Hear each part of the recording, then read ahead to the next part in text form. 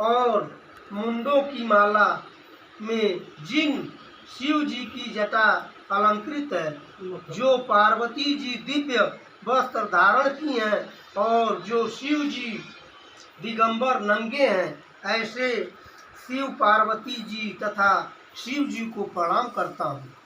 रमणी कैलाश पर्वत के शिखर पर बैठी हुई पार्वती जी कहती हैं, हे महेश्वर, हमें कोई गुप्त व्रत का पूजन बताइए जो सब धर्मों से सरल हो, जिसमें परिश्रम भी कम करना पड़े लेकिन फल अधिक मिले। हे नाथ, यदि आप मुझ पर पसंद हो तो वह विधान बताइए। हे प्रभु, किस तप, व्रत, दान से आदि मध्य और अंत रहित आप जैसे महाप्रभु हमको प्राप्त हुए हैं। शिव जी बोले, हे देवी सुनो, मैं तुमको एक व्रत जो मेरा सर्वत्र और छीनने योग्य है, लेकिन तुम्हारे प्रेम के वशीभूत होकर मैं तुमसे कहता हूँ। जैसे नक्षत्रों में चंद्रमा, ग्रहों में सूर्य, वर्णों में ब्राह्मण, देवताओं में विष्णु, नदियों में गंगा, पुराणों में महाभारत, वेदों में सामवेद और इंद्रों में मन श्रेष्ठ हैं। सब पुराण और वेदों का सर्वत्र जिस तरह कहा गया है, मैं तुम्हें एक प्राचीन व्रत कहता हूँ, एकाग्र मन से सुनो। जिस व्रत के प्रभाव से तुमने मेरा आधा आसन प्राप्त किया, अर्धांगिनी बोले नहीं ना, मैंने आधा आसन पार्वती जी शंकर जी से छीन लगा खाली एक व्रत से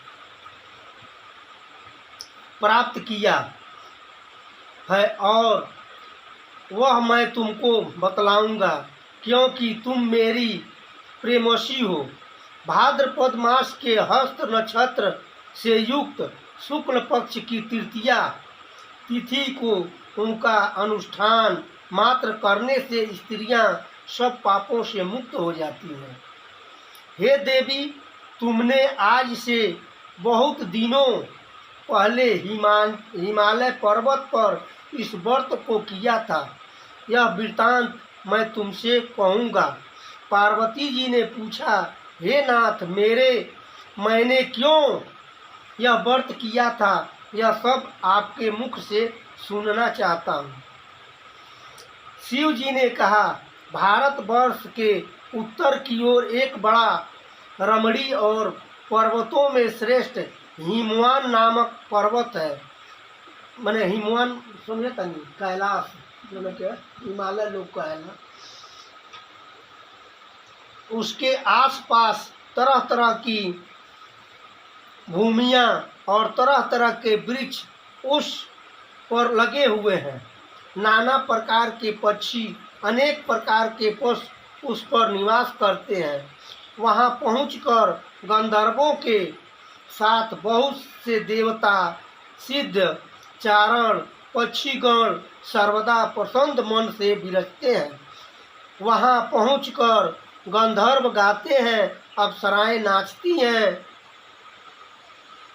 उस पर्वत राज के कितने भी शिखर ऐसे हैं कि जिसमें स्फटिक, रत्न, वैदुमणि आदि की खानें भरी हैं। यह पर्वत ऊंचा तो इतना अधिक है कि शिव के घर की तरह समझकर आकाश का स्पर्श किए रहता है। उसके समस्त शिखर सदैव हिम यानी बर्फ से आच्छादित रहते हैं और गंगा जल की ध्वनि सदा सुनाई देती है। हे पार्वती, तुमने बाल्यकाल में उसी पर्वत पर तपस्या की थी। 12 बरस तक तुम उल्टी टंग कर केवल धुआं पीकर रही। 64 बरस तक सूखे पत्ते खाकर रही। माघ मास में तुम जल में बैठी रही। वैशाख की दोपहरी में पंच अग्नि तपती थी। सावन के महीने में जल बरसता तो तुम सूखी भूखी प्यासी रहकर मैदान में बैठी रहती थी। तुम्हारे पिता इस तरह की कष्ट सहन को देखकर वह बड़े दुखित हुए। वे चिंता में पड़ गए कि मैं अपनी कन्या किसको दूं। इस समय नारद जी वहां आ गए। मुनि श्रेष्ठ नारद जी उस समय तुम्हें देखने गए थे। नारद जी को देखकर गिरि से अर्धपाद आसन आदि देकर उनकी पूजा की और कहा, हे स्वामिन, आप किस लिए आए हैं? मेरा अहोभाग्य है, आप आगमन मेरे लिए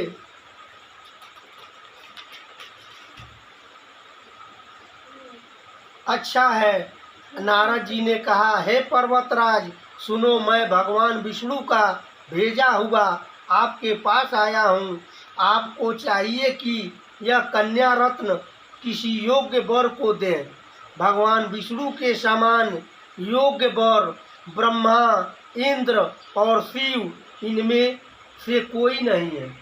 मैंने पार्वती जी के बियाह करे खातिर विष्णु भगवान के दूत बन के नारद जी आई बने आ हिमांचल से कहत रहे कि ऐसा बा कि पार्वती के बियाह शिव से ना विष्णु से हो जाए।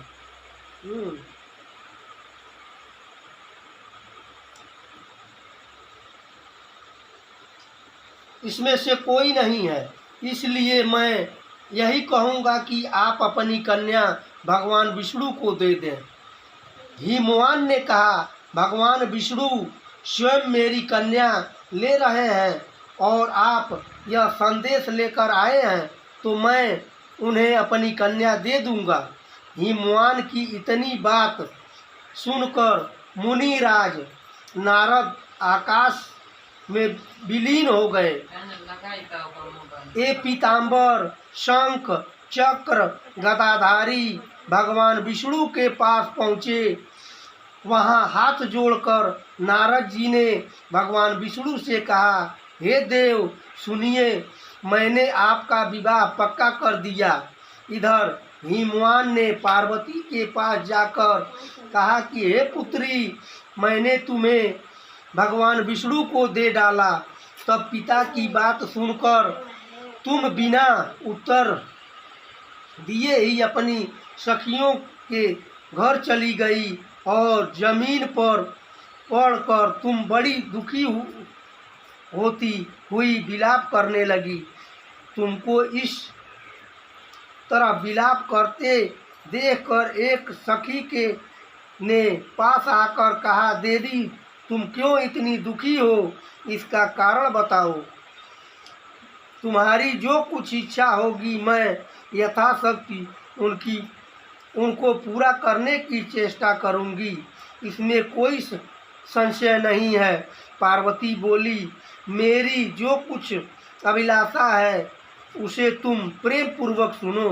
मैं एकाद्र मात्र शिव जी को अपना पति बनाना चाहती हूँ, इसमें कुछ भी संशय नहीं है। मेरे इस विचार को पिताजी ने ठुकरा दिया है, इससे मैं अपने शरीर को त्याग दूंगी।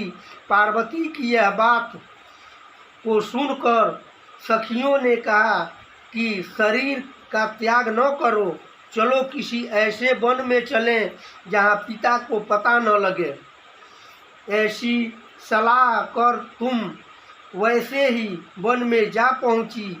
उधर तुम्हारे पिता घर घर तुम्हें खोजने लगे।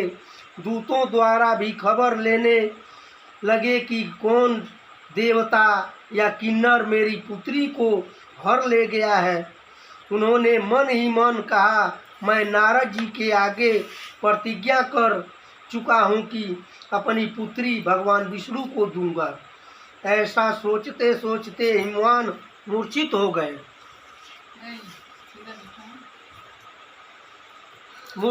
गए।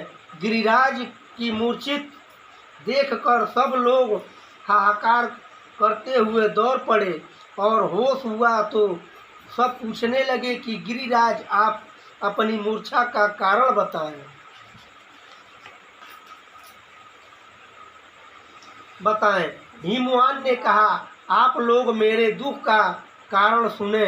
मैं न मालूम कौन मेरी कन्या को हर ले गया। ऐसा नहीं हुआ तो उसे किसी काले सर्प ने काट लिया हो या सिंह खा गए हों। हाय हाय, मेरी मेरी बेटी कहाँ गई? किसी दुष्ट ने मेरी पुत्री को मार डाला।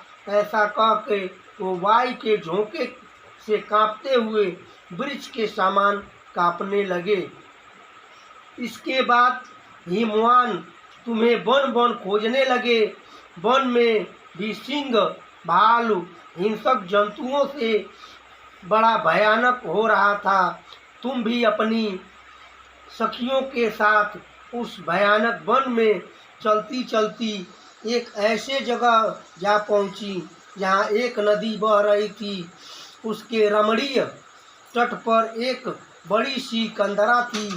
तुमने उसी कंदरा में आश्रम बना लिया और मेरी एक बाल कामयी प्रतिमा बनाकर अपनी सखियों के साथ निराहार रहकर मेरी आराधना करने लगी। जब भाद्रपद शुक्ल पक्ष की हस्तयुक्त तृतीया तिथि प्राप्त हुई, तब तुमने मेरा विधिवत पूजन किया और रात भर जागकर गीत ब्याज मुझे पसंद करने में बिताया। उसे ऋतु वर्तराज के प्रभाव से मेरा आसन डगमगा उठा, जिससे मैं तत्काल उठकर स्नान कर जा पहुंचा जहां पर तुम अपनी सखियों के साथ रहती थी। वहां पहुंचकर मैंने तुमसे कहा कि मैं तुम पर पसंद हूँ, बोलो क्या चाहती हो। तुमने कहा, शंकर जी कहते हैं पार्वती जी से, मेरे देवता, यदि आप मेरे ऊपर पसंद हैं तो मेरे पति बने। मेरे यथास्थ कहकर कैलाश पर्वत पर वापस जाने पर तुमने यह प्रतिमा नदी में प्रवाहित कर दी और सखियों के साथ उस महाव्रत का पारायण किया। हिमवान भी तब तक उस वन में तुम्हें खोजते हुए आ पहुँचे। चारों दिशा में तुम्हारी खोज करते करते वे व्याकुल हो चुके थे, इसलिए तुम्हारे आश्रय के समीप पहुँचते ही गिर पड़े। थोड़ी देर बाद उन्होंने नदी के तट पर दो कन्याएं देखी। देखते ही देखते तुम्हारी छाती से लगा लिया और बिलख कर रोने लगे। फिर पूछा, पुत्री, तुम सिंह व्याधि जंतुओं से भरे इस वन में क्यों आ पहुंची? पार्वती ने उत्तर दिया, हे पिताजी, मैंने पहले ही अपने आप को शिव जी के हाथों सौंप दिया था। आपने मेरी बात टाल दी, इससे मैं यहाँ चली आई। हिमवान ने सांत्वना दिया कि हे पुत्री, मैं तुम्हारी इच्छा के विरुद्ध कुछ न करूँगा। तुम्हें अपने साथ लेकर घर आए और मेरे साथ तुम्हारा विवाह कर दिए। इसलिए तुमने मेरा आधा आसन पाया है।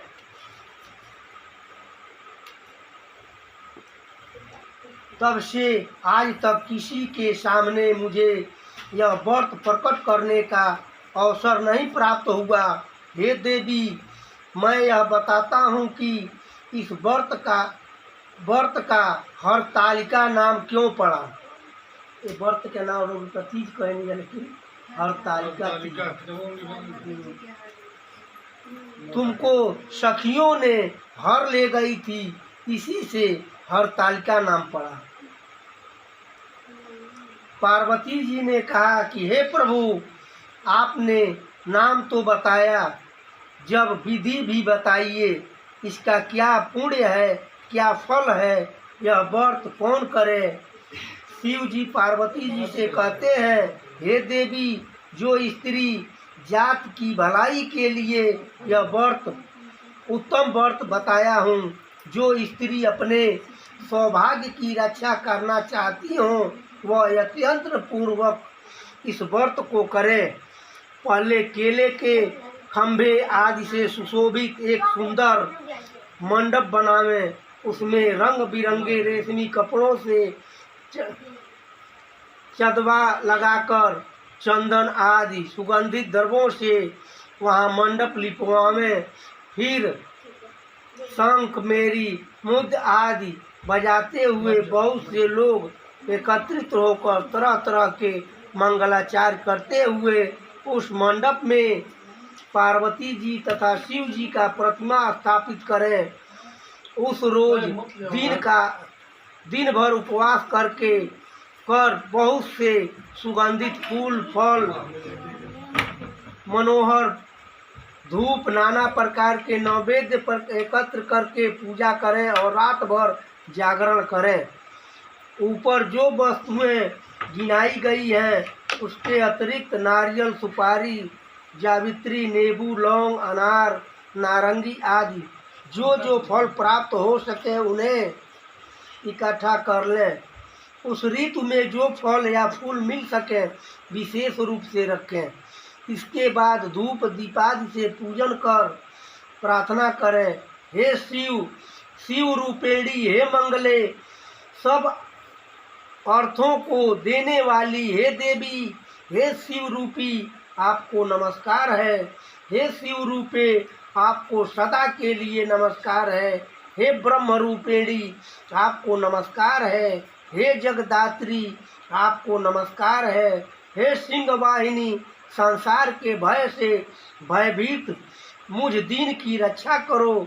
इस कल्पना की पूर्ति के लिए मैंने आपकी पूजा की है। हे पार्वती, मुझे राज्य और सौभाग्य दें, मुझ पर प्रसन्न होवें। इन्हीं मंत्रों से पार्वती तथा शिव जी की पूजा करें। तदनंतर विधि पूर्वक कथा सुने और इस तरह एकत्रित होकर स्त्री पुरुष दोनों एक साथ पूजन करें।